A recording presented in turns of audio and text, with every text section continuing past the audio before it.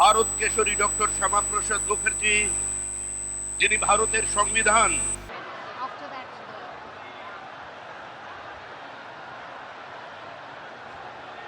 no.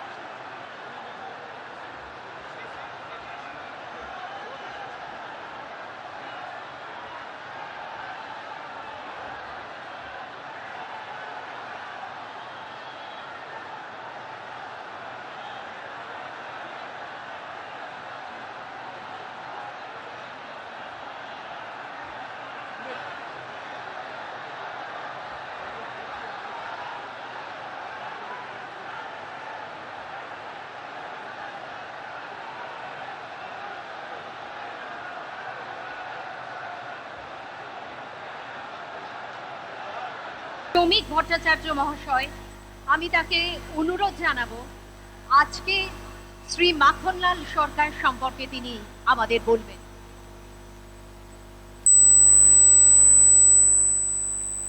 Siliguri নিবাসী শ্রী মাখনলাল সরকার সবরই প্রতীক্ষার মতো দীর্ঘ প্রতীক্ষা।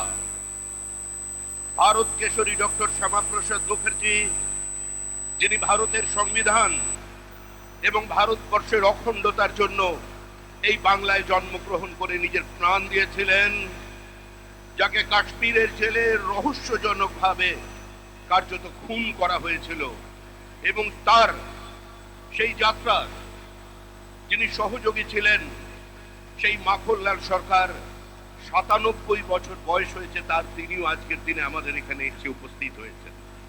শ্রী মাখনলাল সরকার তারপরে দিল্লিতে একটি দেশাত্মবোধক গান গাওয়ার জন্য দিল্লি পুলিশ তাকে গ্রেপ্তার করে। কংগ্রেসের সরকার নিয়ে যাওয়া হয় বিচারালয়ে। বিচারপতি বলেন তার উকিলের পরামর্শে যে ক্ষমা চান, আপনার মুক্তি দেব। কিন্তু মাখনলাল সরকার বলেছিলেন আমি কোনো অপরাধ করিনি, সুতরাং আমি একটা গান গেয়েছি। বিচারপতি বলেন তাহলে আপনি গানটা গেয়ে শোনান।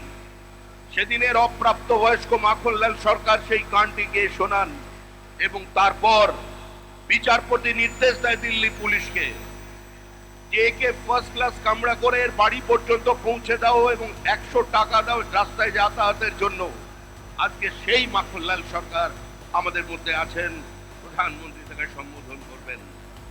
माखनलाल सरकार जो श्यामा प्रसाद मुखर्जी की अंतिम यात्रा का उसका साथी रहे हैं, आज हमारा मंच पे उपस्थित है।